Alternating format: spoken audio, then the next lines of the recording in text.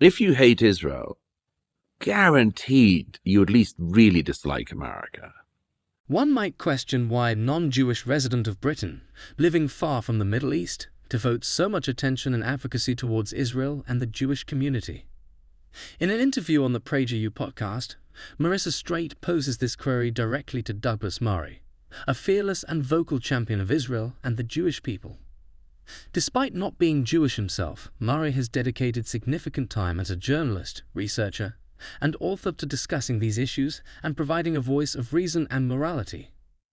This snippet is from their conversation, which can be found in its entirety on the PragerU channel. It is worth watching for Murray's poignant response to the question at hand. Oh, I'm curious, why are you so interested in Israel? Because you're from the UK, you're obviously not Jewish. Why Israel? Well, lots of reasons. I mean, one is that I've covered a lot of conflicts there and have seen the horrible misrepresentation the country has suffered, always suffers, particularly in wartime. Jews are enormously outnumbered worldwide. There are not many Jews in the world, 16 million, something like that. And they're vastly outnumbered.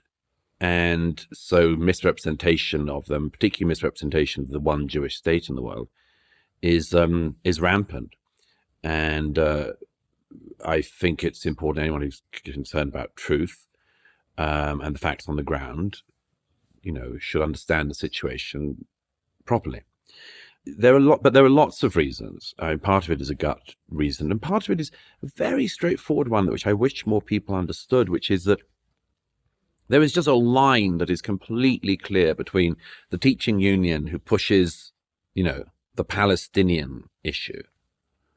There is a completely clear line between those people and their attitude towards America. It's all on the same continuum. If you hate Israel, guaranteed you at least really dislike America. You really dislike Britain. And by the way, I mean, this is proven all the time. I was at the Prime Minister Netanyahu's address to the joint sessions of Congress the other day, and he made a point. I said this in my New York Post column. He made a very important point from the podium that the people who, he said, our enemies are your enemies. Our fight is your fight, and our victory will be your victory.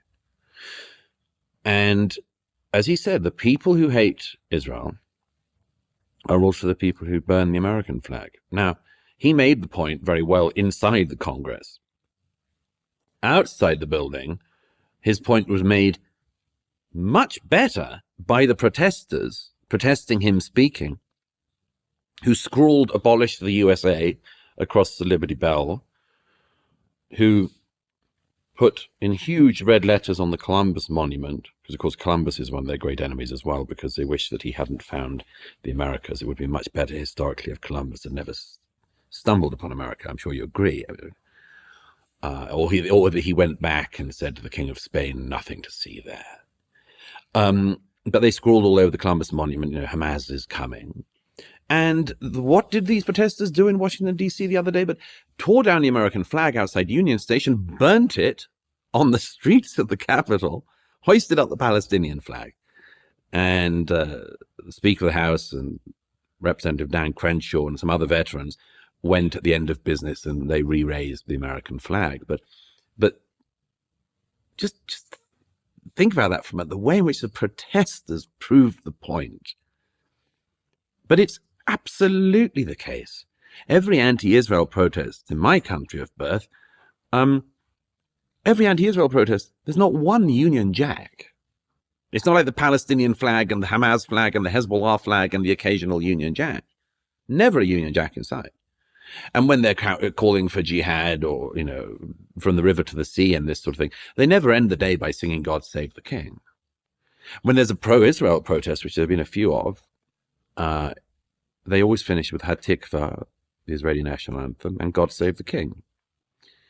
I noticed that when there's a pro-Israel protest in America, pro-Israel demonstration or rally, people will sing, again, sometimes Hatikva, and they'll sing Star Spangled Banner. And that's just not the case on the other side. These anti-Israel protesters, the reason they do not sing the American national anthem or wave the American flag, they don't like those things. They don't like this country. And it's just Israel first in their line of sight. Of course, it's America as the main one, as your friend the Ayatollah. He loves me very much. Said, says all the time, Israel is the little Satan, but America is the big Satan.